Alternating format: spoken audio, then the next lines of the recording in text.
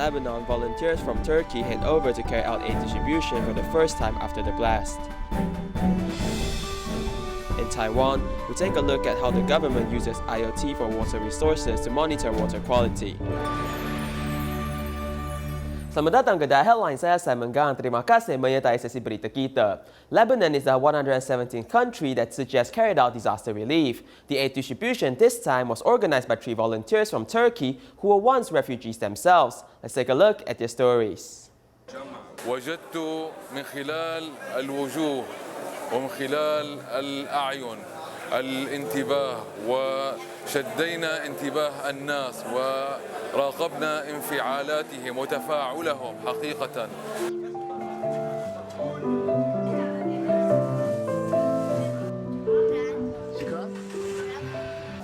In 2014, Tzu Chi Turkey chapter held its first aid distribution for the Syrian refugees. In a basement, although there were very little volunteers, yet they still completed the mission. This year, the same scene was seen at the distribution site in Lebanon. Tzu Chi gave me the opportunity to provide happiness and blessings to others. Just like before, Tzu Chi has brought happiness upon my family and I. They have also brought happiness to many Muslim brothers and sisters.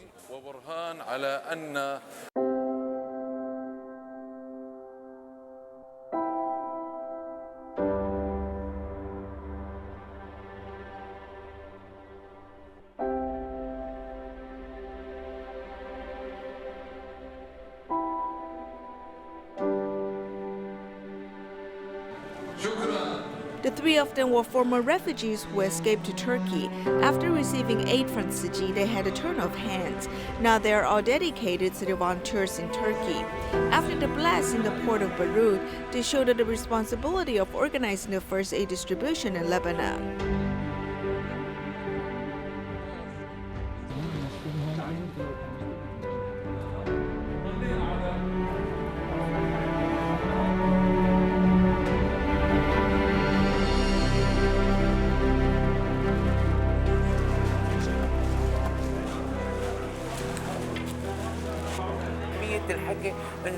When you told the locals that you are here to serve them, it's very special. It shows that they're being respected. Everyone is happy when they heard this. Whether it's Tzu Chi in Taiwan or in Turkey or in other parts of the world, our mission is to spread love and kindness. We hope that everyone can have a blessed and peaceful life. Today in Beirut's Al-Jannah, we sow the seeds of kindness in the locals, hoping that it will ripen in the future, making this city a great place to live in. Despite the pandemic, they still head out to help others without any hesitation. They have turned from being a refugee into someone who are able to alleviate the suffering of others.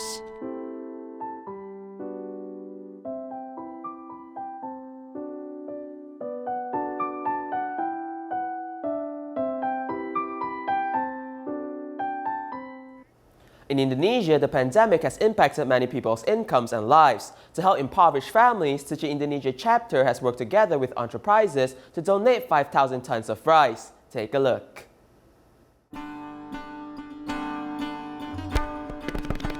Indonesia has a population of more than 260 million people. How does the country prevent the pandemic from spreading? The government has chosen a town in central Jakarta as its pandemic prevention demonstration point. Kami membentuk kampung tangguh. Kampung tangguh ini dari 3 pilar, baik dari kecamatan, dari. We work with the military and the government to implement a plan to prevent the spread of COVID-19. The police must set an example. Every pandemic prevention activity is carried out by the military, police, and local government, such as spraying disinfectant or measuring temperatures. Untuk turun ke masyarakat, kegiatan-kegiatannya cukup banyak, antara lain penyemprotan, kita ada pengecekan suhu dan lain sebagainya. To provide food to disadvantaged families, Tzu Chi has joined hands with enterprises to donate 5,000 tons of rice. The police will deliver the rice to 34 provinces in the country. Kami menerima bantuan sosial berbentuk beras. We receive a total of 11 tons of rice from Tzu Chi. We are very grateful. We'll distribute the rice to the residents who have been affected by the pandemic. Kepada orang-orang yang memang membutuhkan, terutama yang kita utamakan nih adalah orang-orang yang terdampak COVID. For poor people who do not have work or income, the rice is a surprising gift. I'm very grateful to receive the rice. I can eat it with the side dishes. For me, this is enough. Jadi hari ini tentu beras yang 5 kilo itu. We hope that the pandemic may end soon, although people will eventually finish eating the 5 kilograms of rice, but for now, it can lessen their burdens. Dari Tzu Chi memberi bantuan untuk mereka. Volunteers deliver the rice to residents' homes. Seeing children eat hot rice, they feel happy to lessen people's financial burdens. Felicia is a young physician working at the Indonesia Tzu Chi hospital. She is a down-to-earth person and also conducts home visitations to care for the patients. Let's take a look at her story. The 27-year-old Felicia joined Tzu Chi Hospital soon after graduating from medical school. The unit home visitation of the medical team impressed her a lot. The most impressive part of home visitation is that the patients are often very happy to see us because they can receive the care from the hospital. Affected by COVID-19 pandemic, all healthcare workers in different medical stations work on the front line to help people conduct screening. Felicia is one of them. In particular, many medical staff are infected by the virus, so we have to hold on to serve every patient. We not only have to work harder for ourselves, but also for them. Under the pandemic, she still sticks to her position to serve patients, whose smooth recovery after receiving treatment is her greatest achievement of being a doctor. Environmental inspection, along with the help of technology, has made the efforts of detecting water pollution easier. In Taiwan, the EPA has worked with the Industrial Technology Research Institute, creating the IoT for water resources, monitoring water quality 24/7. Follow a report as we learn more. 金城湖它是我们的一个保护区啦。那每年之前以往 Jintan Lake is our protected area, but in the past years, we have had situations in which many fish died during autumn and winter. A peaceful lake on the surface, but what we can't observe is the ongoing ecological crisis. 如果鱼肉大量死去的话，未来有可能这些鸟类就会消失的，它就不会来这边。对，因为就没有食物。What caused the massive deaths of fish? Now the experts arrive at the scene with some type of scientific tool, looking for answers. After preparation, the working staff places a metal box near the lake. On the box, there are yellow, red, green, and silvery rods. These are all detection devices for water quality. The yellow rod detects dissolved oxygen, the red one detects pH, the green one detects conductivity, and the other one detects water temperature. In 2017, the forward-looking project supported our administration. So at that time, we combined the IoT with a water quality detection chip, creating the IoT for water resources. In simpler terms, these devices are equipped with chips to detect anomalies in the water. Along with the IoT for water resources, data is sent to the cloud as water pollution is under full control by technology. In traditional inspection, our colleagues work hard.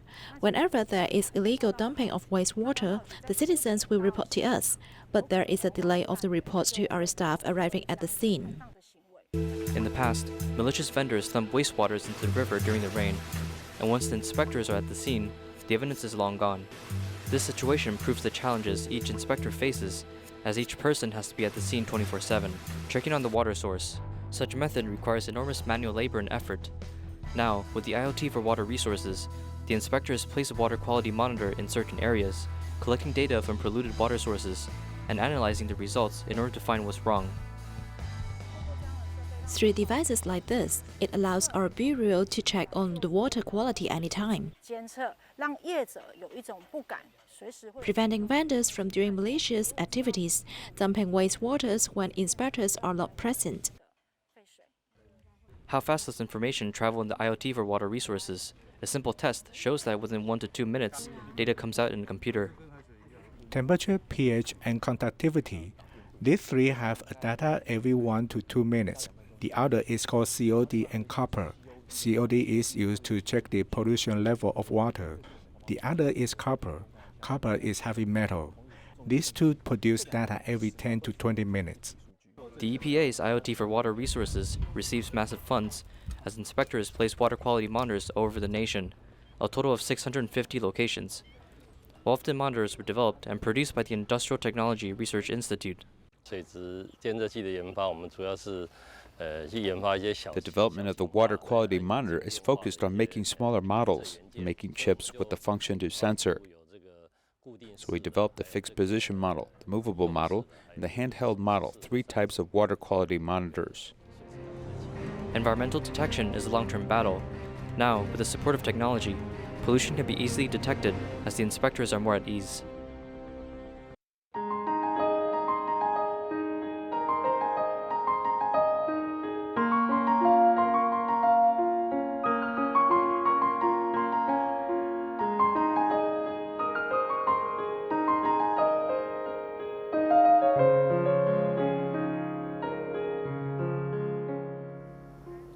In Malaysia, if you're having financial troubles, you can seek professional help from the Credit Counseling and Debt Management Agency, where they'll help you reorganize your debt and prevent you from falling into bankruptcy. Here's more.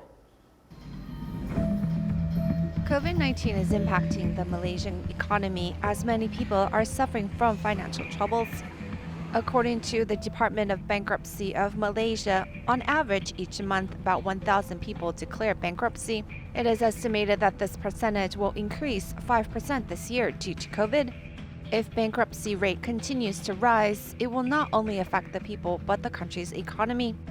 Sekiranya masyarakat Malaysia mengambil mudah untuk tidak membayar hutang kepada If Malaysians do not pay back their loans, then the court will declare them bankrupt and all of their belongings will be valued to pay back the loan as much as possible.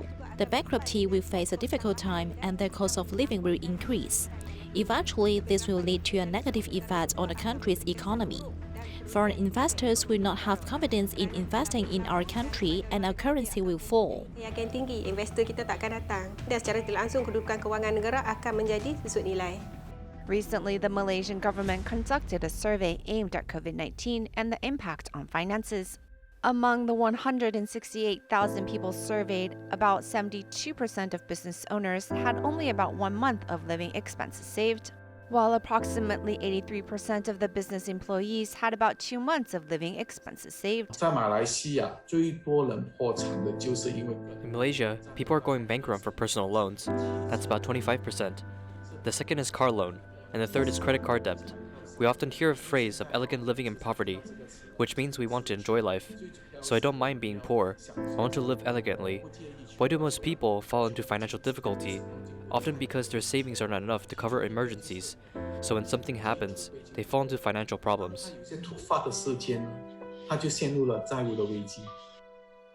If people are facing financial troubles, they can seek professional assistance from the Credit Counseling and Debt Management Agency.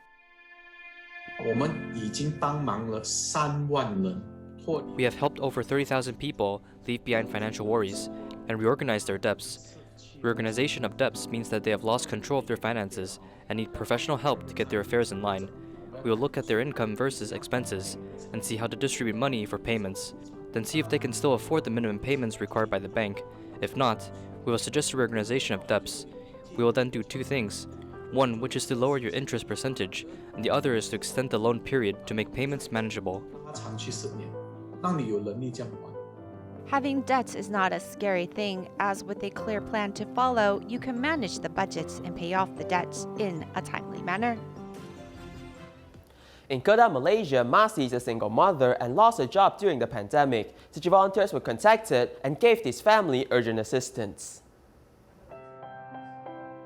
The COVID pandemic has caused a wave of shops to collapse, and unemployment has become a ripple effect. Masi, a single mother, lost her job and had no food to provide her 3 children. It can be said that they just have 4 walls, as this family has been out of food for 4 days. Masi called Tzu Chi through a friend. Door locks and refrigerator were damaged and left unrepaired. A lack of beds, lack of fans, and empty kitchen led Tzu Chi volunteers to find a way to help this family. We got it from the recycling station. Yes, the recycling station donated it and it can be still being used as we brought it over. Mattresses, beddings, and kitchen utensils, although they are second-hand, are all clean. In addition, some food and daily necessities were brought to Masi's family. We purchased the gas stove, and from today, she can start cooking at home. It is better now. Tzu Chi provides us with food. I'm still looking for a job so that I can have money and take care of this family more easily. Being in need of help is a momentary thing, as Mazi's wish is to return to the workplace and become as self-reliant as everyone, gives a blessing to her family. In Malaysia, Tzu Chi Pontian Liaison Office have received more than 190 applications for New Shoot scholarships this year. A briefing session has been held in August, and home visitations were conducted in October to assess their financial situations. In the COVID-19 pandemic, many families have problems having food to eat, let alone going to school to study. Tzu Chi Pontian Liaison Office has received more than 190 applications for New Shoot scholarship this year. This pandemic affects many families, and the impact is very great and broad.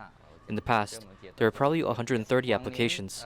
This year, because of the pandemic, we have received more than 190 applications. Tzu Chi worked with different schools to pay home visitations to the applicants. Today, we came here to make sure you have got the information already, so as to make it more convenient to do the assessment. Frankly speaking, this year the COVID-19 pandemic has posed a great impact on every school in the world, including private or national high schools, especially at the financial level. In particular, students in private schools not only need to pay tuition fees, but also transportation and living expenses, so it is quite heavy for ordinary families.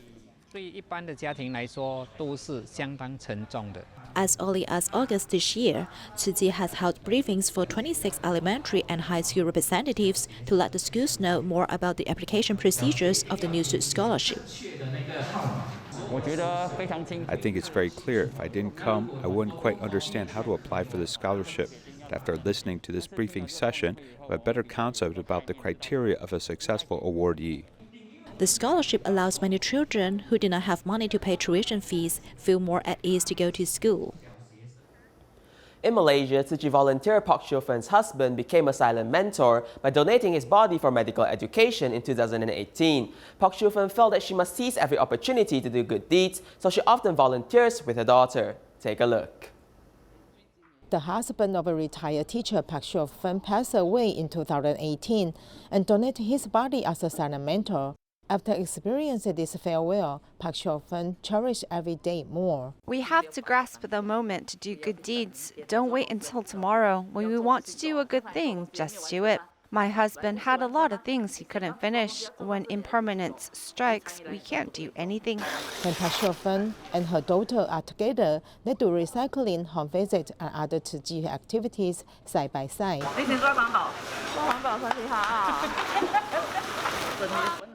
We must help if we can. When we help others, their happiness rubs off on you.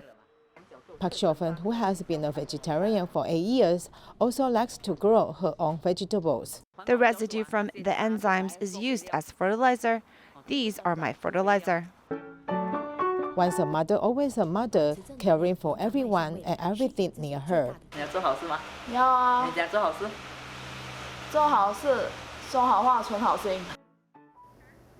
In Taiwan, caring for elders with mental disabilities is a very heavy job. Today, we take a look at the Kanan Disability Home, where Dr. Tu Yingji and his 2 sons have given up their high-paying jobs to care for the elders with mental disabilities.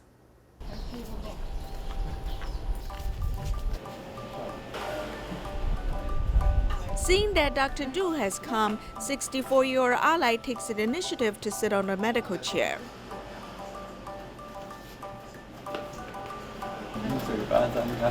Checking teeth and cleaning earwax are parts of the routine checkup for elders with mental disabilities.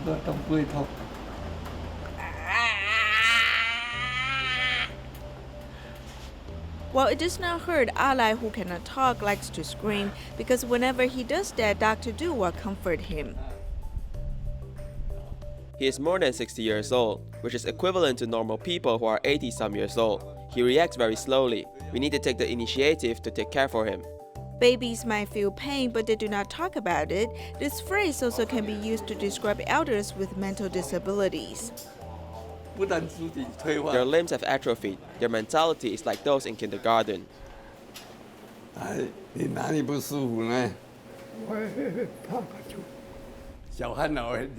Other organizations like to take care of the children with mental disabilities, but elders with mental disabilities are not welcome, so I decided to do a good deed.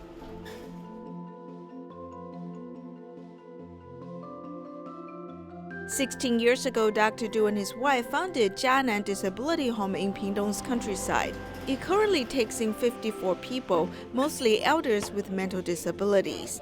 The elders with mental disabilities are from poor families or families without abilities to take care for them. Many of them has lost their parents. The new building is under construction. I hope it can be completed by the end of the year so I can take in more people.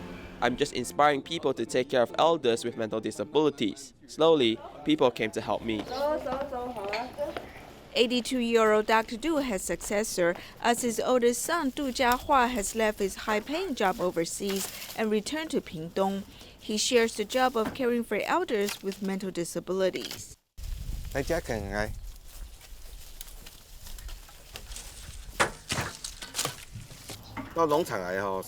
Coming to the farm provides them with a good experience in farming.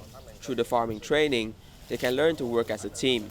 Then they can also harvest the fruit in their hard work happily.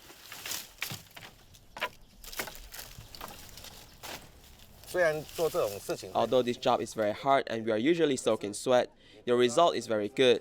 Our biggest blessing is when elders with mental disabilities get good care. Doing good deeds begets good rewards. Dr. Du's youngest son, Du Junhe, who worked as a bank analyst, was inspired by his father and brother and decided to follow them. When I was in the US, my annual income was between $80,000 to $90,000 US.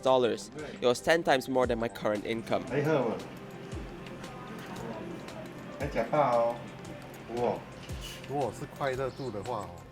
In terms of level of happiness, as we help so many elders with mental disabilities, we're happier than before. When my children were little,